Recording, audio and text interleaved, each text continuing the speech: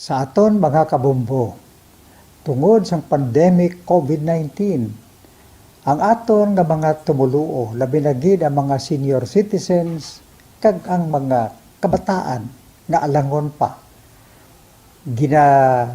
pangabay nga hindi mag-intra sa pagtinipon-tipon. Kag isa na dira amo ang pagkadto naton sa simbahan sa pagsimba. Apang kamo makasimba gihapon, makapasalamat ka makadayaw sa Dios, makapangamuyo pinaagi sa aton santos nga misa online sa Bombo Radio Bacolod nga aton ginahiwat kada alas 6:30 sang aga. Ini sa liwat ang inyo alagad Monsignor Felix P. Pasquin nga padayon nga nagaagda sa inyo sa pag-upod sa aton santos nga misa sa online sa Bombo Radio kada Domingo alas 6:30 sing aga. Madamo gid nga salamat. Ang pagbinuligay sa tiun sang pandemya tuman ka importante. Apang antes kita makabulig sa iban, unahon nato. Patawar ako. Apang wala ko na ikaw, ginahigog mo. Hindi na pagpadayo na maluoy ka. Tungod ang tag sa katinaga nagapadugang lang sang pila sa akong kasing-kasing. Kinpapati mo ako sa paghigugma nga isa lang gali kapakuno-kuno. Anong sala ko sa imo? Ngagil silutan mo ako sa amo sini. Apang sa gihapon hindi ako makabatas magbalos sa imo sa kasakit. Agud mabatyagan mong nabatyagan ko. Kundiin man ako makaabot, kundiin ka man. Tanday na nga sang makaisa. May isa ka tinugang nga naghigugma sa imo sang tampat. I thought you will forever be the brightest star for me.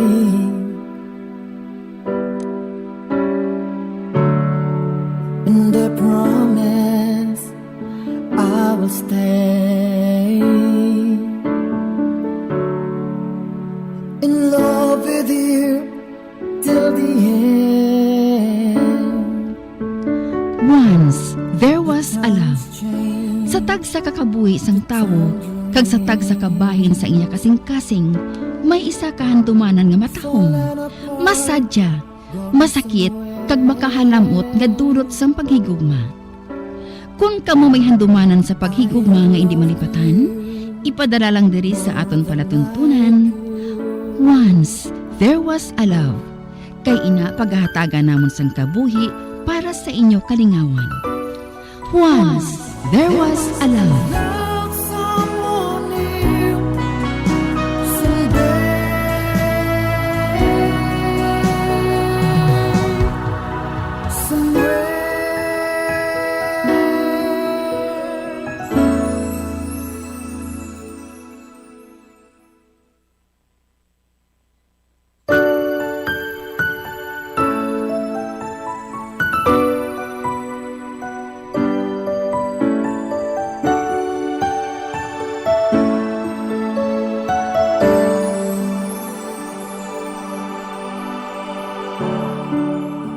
I thought you will forever be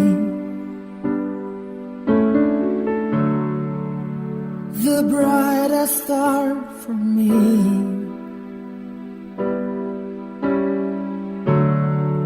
And I promise I will stay in love with you till the end. Kagkaron sa kasugpon sang kasaysayan ni Sabrina kag Elvis nga iya man ginpasakop kag aton man ginhatagan sang kabuhi diri sa aton palatuntunan. Once there was a love sa kasaysayan. At tubangon ang buwas. Is this goodbye? I hate to say, be back in his arms, forget me. Paano? Nakigdil ka kay Manang. Ginpapirma mo siya sang kontrata. Madamo ka sa nahibalaan bahin sa amon. Nagkadto ka diri subong para nga hagaron siya nga magwa. Apang, hindi mo malang masugid sa iya ang apelyedo mo? Hindi bala dapat ang duha ka tawo nga may business deal, ano man ina, dapat mahibalaan ang ngalan sang isa kag isa? It's Rio Blanco. I'm Elvis Rio Blanco. Nice to meet you, Mr. Rio Blanco. Enjoy the evening.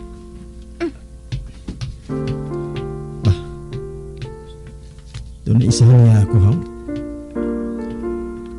Doon gusto rin lang may balaan ang apelyido ko. Kag hindi sa kung ano pa man.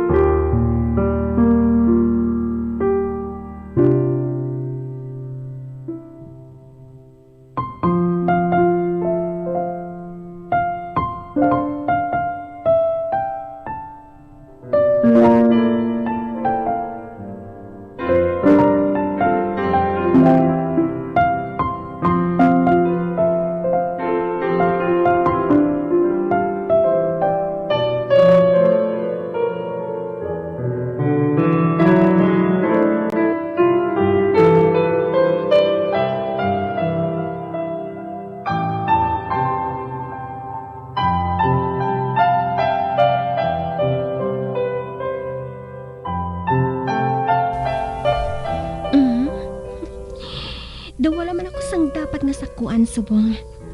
Ang maayo pa, mabasa na ako sang newspaper.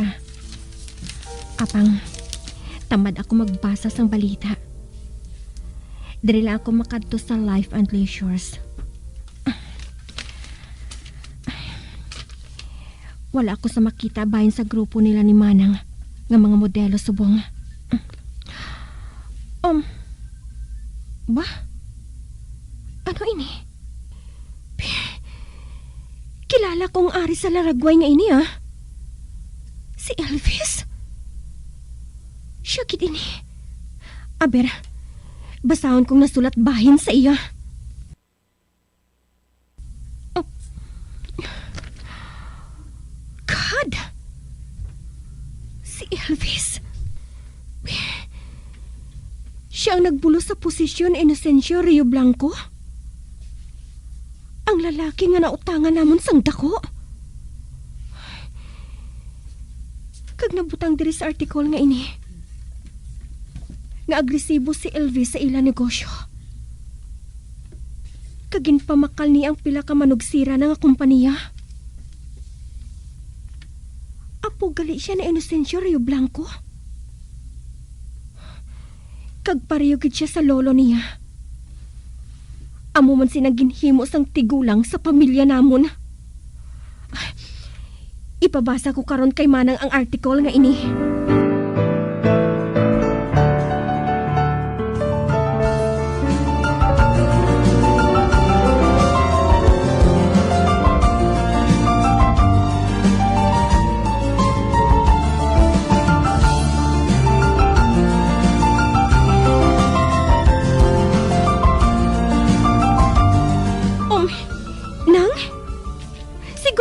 Gihapon? Wala ka pala maakig? Wala mo pala makita? Gingamit kita ni Elvis. Agud makuha niyang gusto niya. Kag isa ka kabuhi ang kabaylo sang utang naton sa ila. Kabuhi sang anak mo nang. Sab, high profile siya nga klase sang tao. Nang? Unfair ka? Wala mo man ang ini masambit sa akon? Wala kita sang sekreto sa isa kag isa nang. Apang ikaw gali, madamo ka sang ginlikom sa akon. Gusto ko ikaw nga sugiran. Apa nakapangako ako sa iya eh. No, hindi ako magpati nang. Sab? Nagpangako ka? O kung in love ka sa iya? Wala siya nagsapat. Apang mabasa ko sa iya nawong ang sapat. Nang? I don't know kung palangga kong bata ngayon. Wala ako makahibalo kung bala. Kaya ko nga ipangbayad sa utang ang ako nanak. But I know one thing. I know. I want to give Elvis more than this baby. Nang Sheila? Nakibalo ako sang ara sa una-una mo, Sab. Hindi mo gusto nga padayunon pa namon ng amon deal. Pero abi mo, nagalaom ako. Nga baka angkon gid siya sang pagtamod sa akon. Apang negosyo lang ang ara sa pensar niya, Nang. I know. But I'm still hoping, Sab. Gusto ko siya nga istoryahon. Ano? Kaganong ihambal mo sa iya? Nang, palihog. Ako naman ang pasugti subong. Lantawon ko kung anong mahimo ko.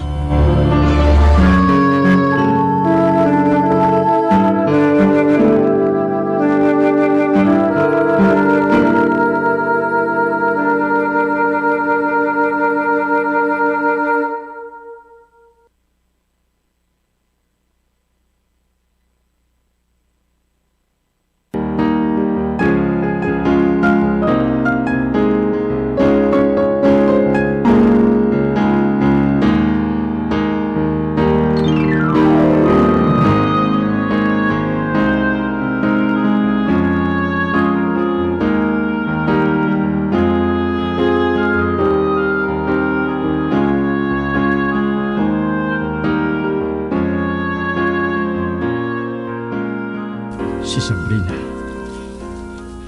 Nakita ko siya nga nagatindog sa guwa sang private room sang restaurant. Nagasandig siya sa pader. Ginakuom niya ang iyang mga kamot samtang nagaatubang sa bintana. 25 anyos na siya. Apang daw sa bata siya tulokon sa ginasuksok niya nga apron dress. Hasta sa tuhod niya ang kalabaon sini. Kaginternuhan niya sang flat nga sapatos nga pareho man ang kolor. Bisan sa pamayo, magkatuhay gid ang test nila nga magutod. Nagabunghay pang iya buhok. Kagulay siya sang makeup. Kapang sa gihapon, matahong siya tulokon kag makagalanyat. Palapitan ko siya.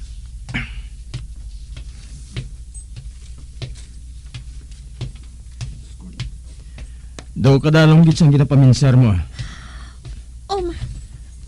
Dali. Masulod na kita. Okay.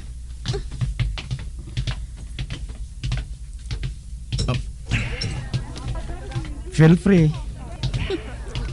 Inglesero gid ang buang mo. Diri mo pala kinadala si Manang? Mas gusto ko ang may privacy. Gusto mo kali nga wala pa siya nagsikat sa mga chismosa bisan dako na ang tiyan niya? Ginasiguro ko nga hindi siya mangin talk of the town.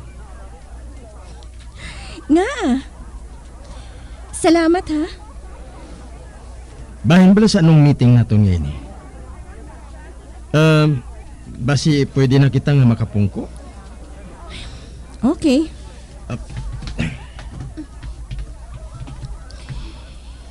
Hindi ko pa usikan ang tion mo.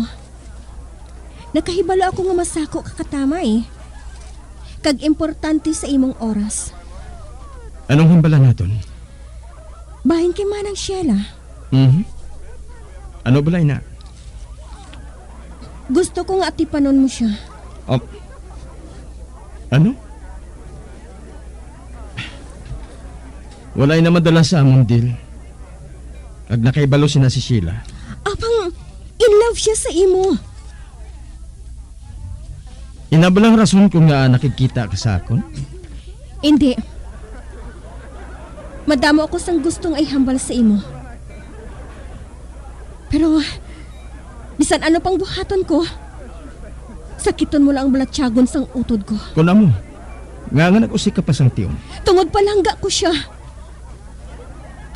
Kag hindi ako gusto nga masakitan siya. Nakaibalo si Sheila kung anong ginsudlan niya. You are a cold-hearted person, Mr. Rio Blanco.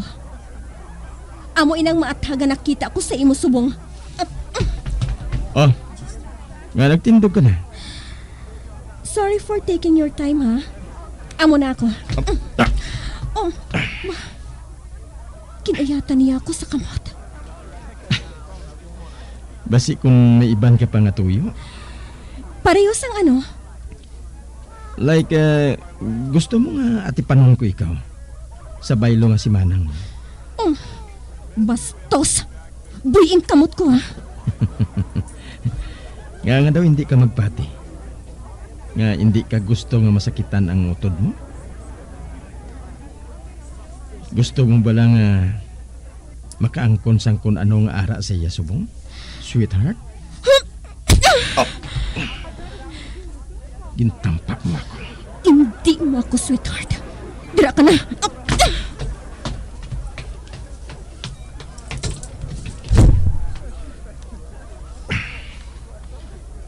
Daw sa hindi ako makapati. Halos ang tanan ng mga babae, buhaton ang tanan para matalupangdan ko lang. Apang Sabrina ngayon eh. Nahamot ako sa iya.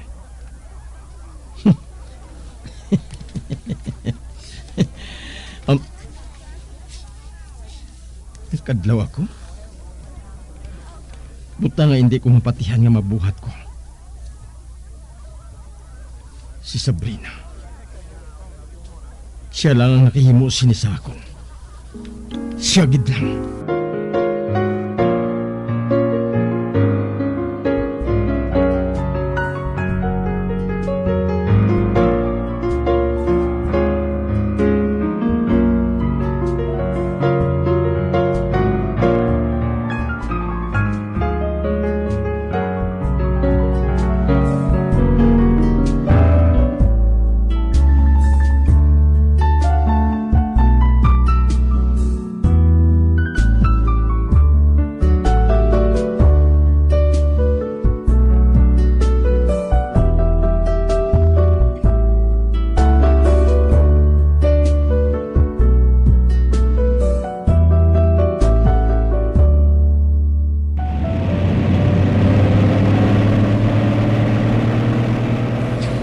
Malayo na ako sa restaurant. Apang padayon ang paggubak-kubas ang dughan ko.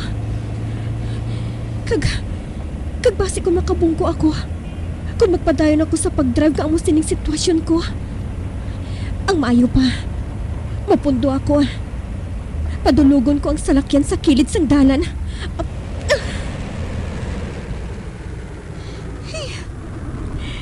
Kaya ano bala nagsulod sa ulo ko ang ginpakikitaan ko siya yaman?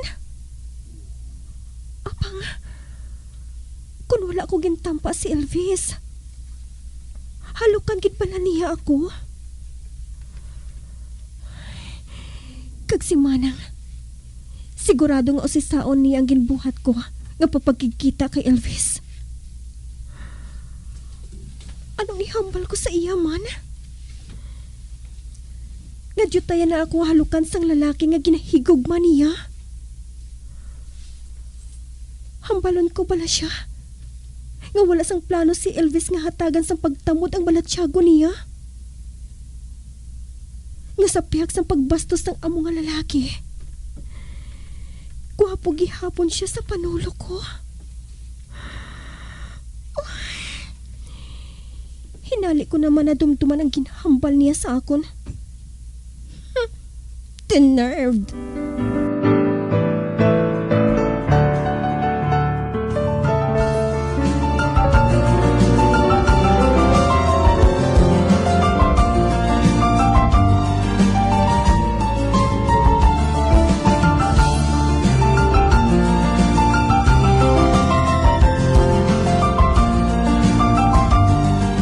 Schedule naman sang check-up ko buwas sa doktor.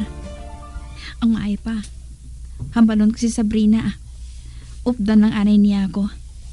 Kag siya na lang dayon ang madrive sang salakyan.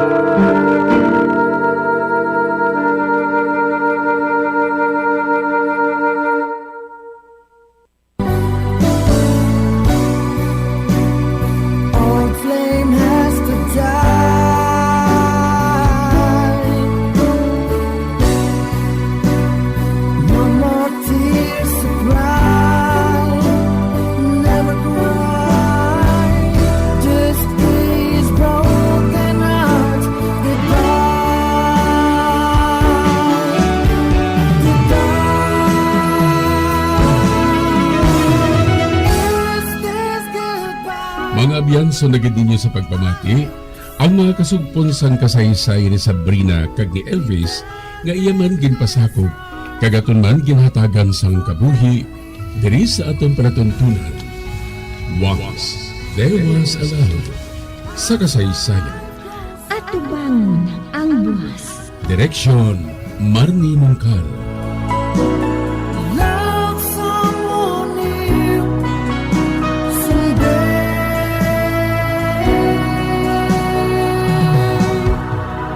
Somewhere.